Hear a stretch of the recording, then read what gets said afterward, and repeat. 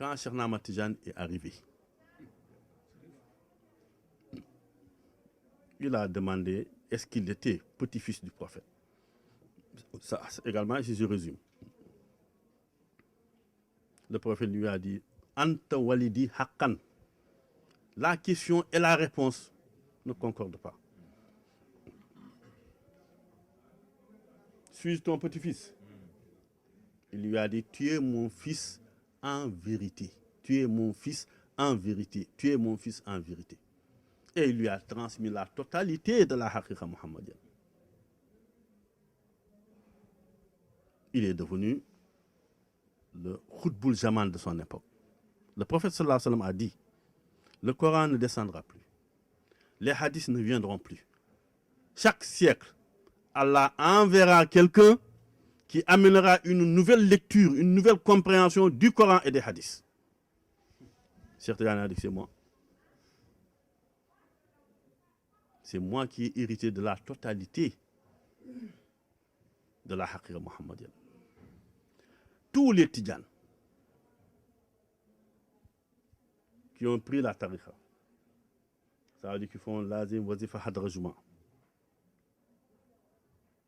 S'ils lisaient les livres de Cheikh Ahmad Tidiane,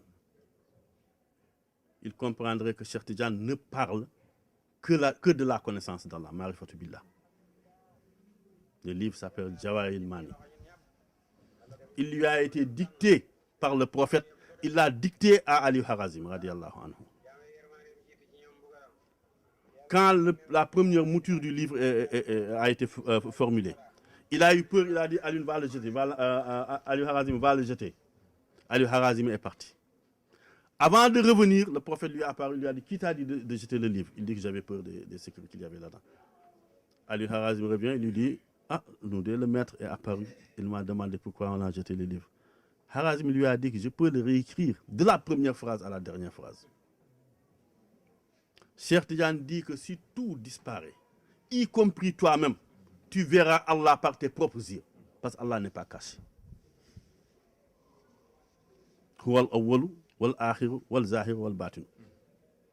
Il est le premier, rien ne l'a précédé. Il est le dernier, rien ne vient après lui. Il est l'apparent, c'est lui qui l'a dit. On ne peut pas voir Allah par nos yeux. Allah peut voir par nos yeux. Allah, il peut tout. Cheikh Tidiane a commencé à initier ses disciples dans la Marifatu Billah, la connaissance d'Allah.